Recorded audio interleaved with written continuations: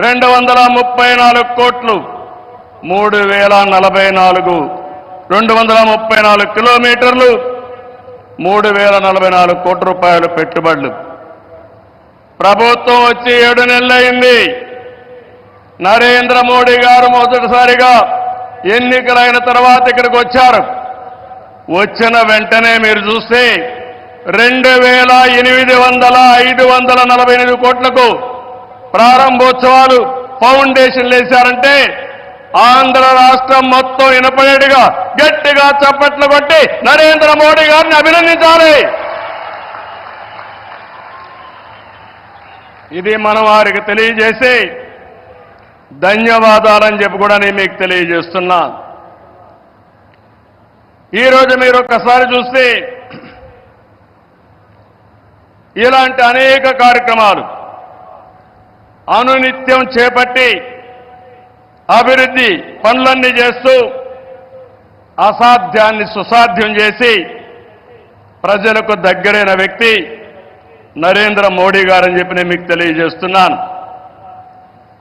ఈరోజు ఇంకొక పక్క మనం చూస్తే 1-2 కార్యక్రమాలు కాదు, అనేక కార్యక్రమాలకు శ్రీకారం చుడుతున్నారు.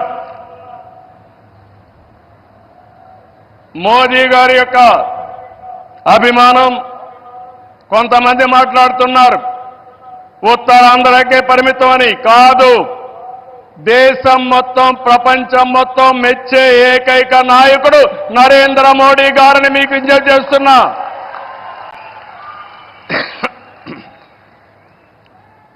మొన్న ఎన్నికల్లో చూశారు, ఎన్డీఏ కూటమి మన రాష్ట్రంలో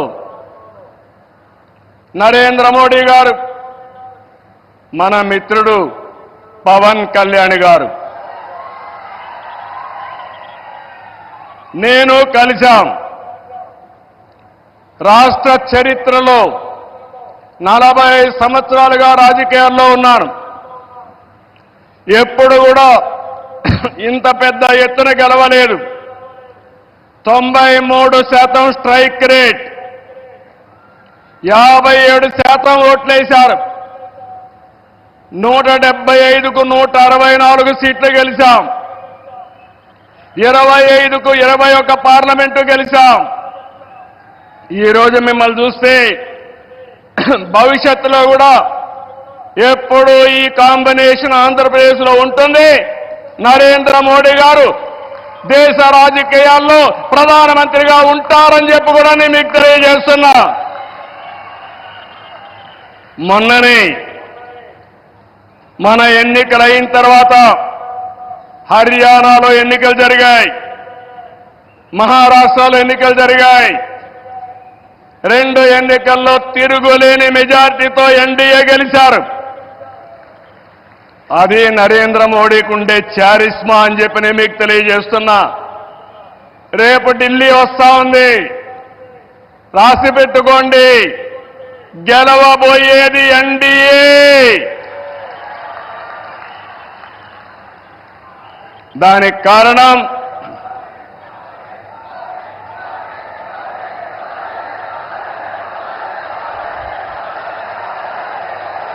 గుడ్, దేశం కోసం పనిచేస్తే ప్రజలందరూ ఆయనతో ఉంటారు.